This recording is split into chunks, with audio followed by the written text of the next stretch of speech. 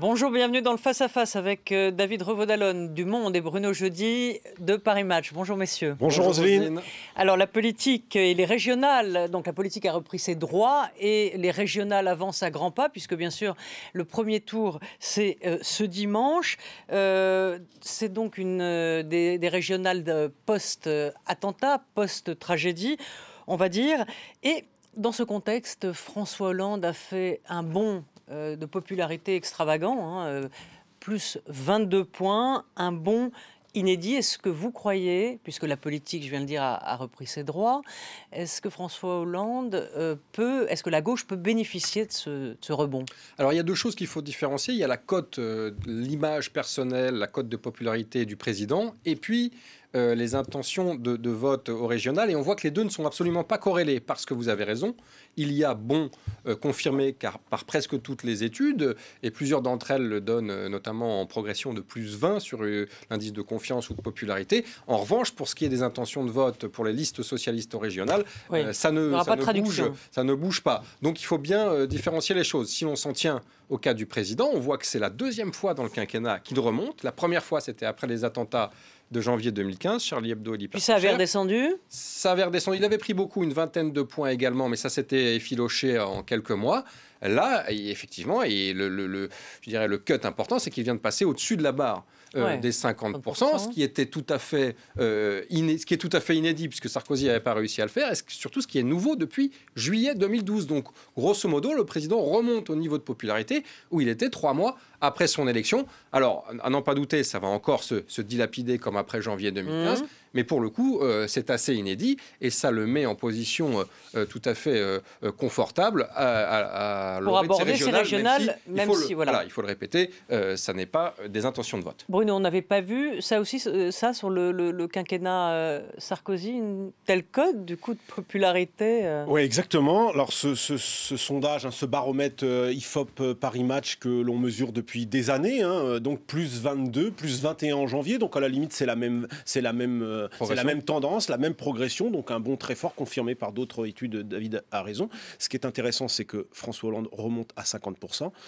C'est inédit, c'est un quinquennat de l'inédit selon moi. C'est la première fois qu'un président de la République parvient à revenir, à repasser la barre des 50%. Ce n'est jamais arrivé. Ça veut dire quoi? Qu'il a tenu son rang de père de la nation? Qu'il a pris les bonnes décisions? Ça veut dire vive la 5e République. C'est le président de la République, c'est François Hollande en tant que président de la République dont l'action est approuvée, puisque la question, il faut le rappeler, la question c'est important, il faut que les téléspectateurs comprennent bien, c'est approuvez-vous, on le demande aux Français qui sont interrogés, approuvez-vous l'action du président de la République? Et les Français disent à 50%, on approuve l'action du président de la République. Évidemment, cette enquête a été réalisée le week-end dernier, après le discours des Invalides, après celui du Congrès, et en gros, les Français estiment que François Hollande a bien réagi après les attentats du 13 novembre.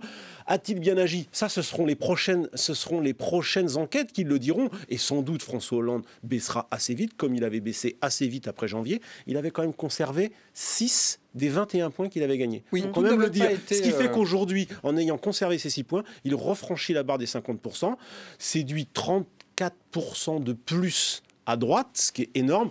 Donc ça veut dire que ça ne va pas durer. Et David a raison, il y a une déconnexion complète entre l'approbation de l'action du président de la République, François Hollande, et évidemment les listes socialistes régionales dimanche prochain, qui elles restent à peu près au même niveau.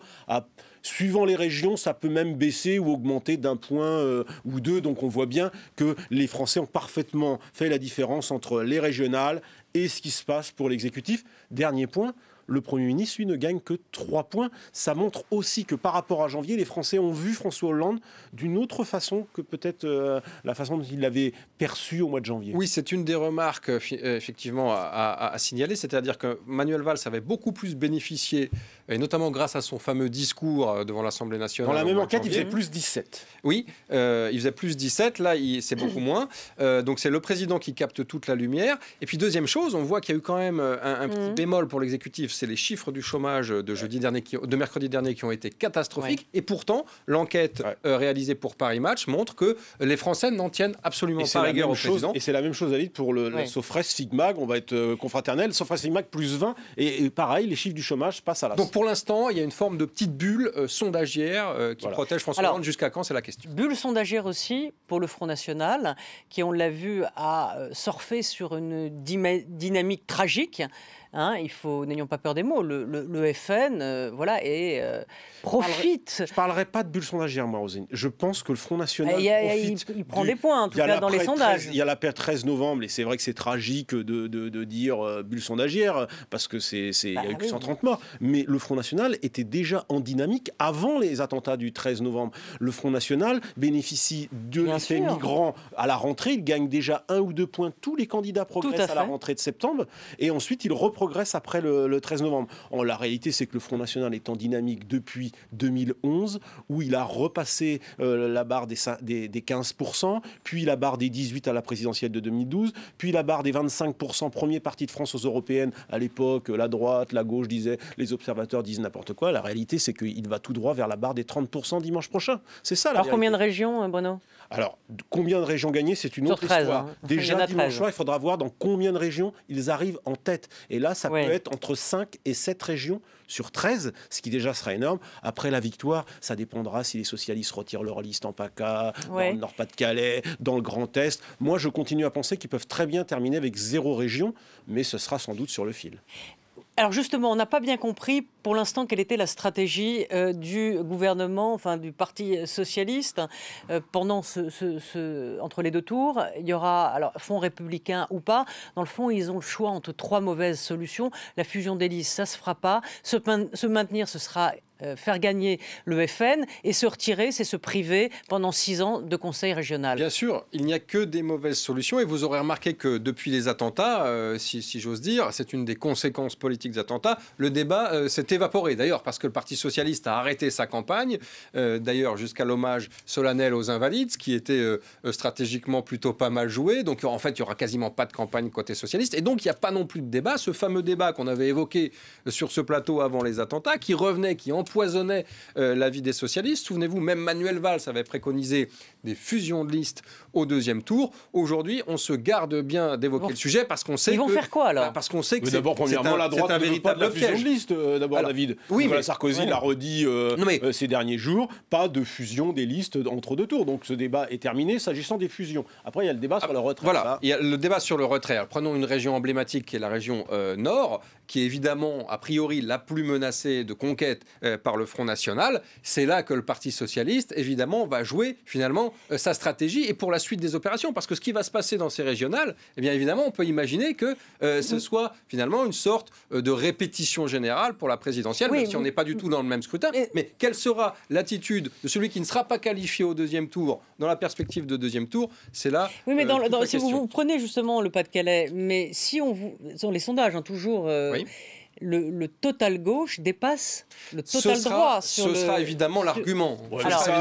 Vous n'imaginez pas une seconde, Roselyne, que la droite retire sa liste parce que la gauche aurait un total supérieur à celui au score de la droite du premier tour. Je pense que ça, c'est des calculs d'apothicaire très difficiles à comprendre pour les Français, et encore plus pour ceux qui auront voté pour la liste Les Républicains. Mais ils se retireront, la gauche, ils sont en 3e position. Là, on peut se perdre en conjecture, mais moi je prends le pari ici que les socialistes ne peuvent pas se retirer, tout simplement parce qu'ils ne peuvent pas se permettre d'être absents à 1 an et demi d'une présidentielle, du Conseil régional et d'une des plus grandes... Donc ils laissent gagner le FN alors. Donc à la responsabilité effectivement de faire gagner le Front National.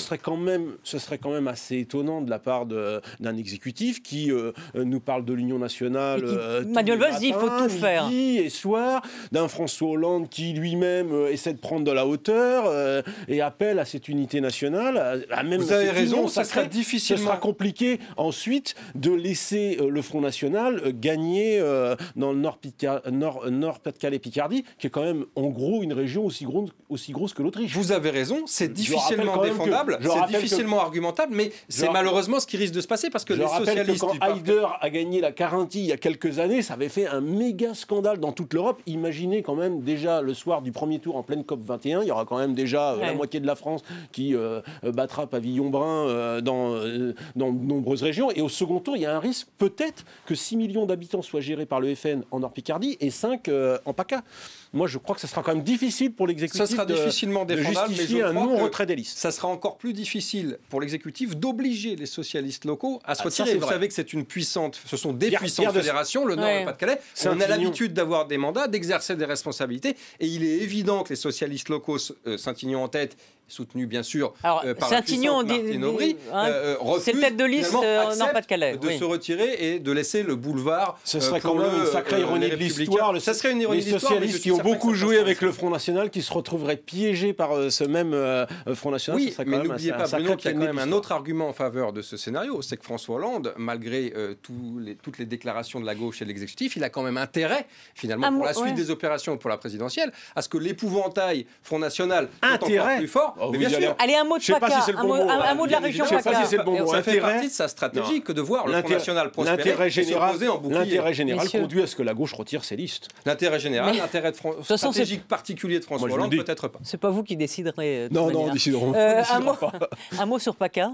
Donc la région. Alors je crois que c'est un peu moins compliqué, même si c'est la deuxième région qui est convoitée par le Front National avec sa personnalité. Marion Maréchal Le Pen, bien évidemment. Je crois qu'Estrosi a plus d'arguments. D'abord parce que la gauche est beaucoup plus faible historiquement et encore plus lors de cette échéance, qu'il n'y a pas de réserve de voix et que là pour le coup le retrait. Non, et puis surtout la gauche en PACA s'est habituée à voter pour la droite dans les élections locales. Elle vote déjà régulièrement pour la droite. Il y a régulièrement des combats entre la droite et le FN. J'ajoute ensuite que Christian Estrosi a mieux préparé peut-être cet entre-deux tours avec un comité de soutien où il y a beaucoup de personnalités qui peuvent séduire une partie de la gauche et peut-être passer sur le fil devant Marion Maréchal Le Pen, qui est la vraie révélation de ces élections. Personne n'aurait imaginé qu'elle soit en tête et qu'elle puisse être en mesure de gagner au début de la campagne. Merci. Donc, fin mot de l'histoire. Enfin oui, ce sera dimanche.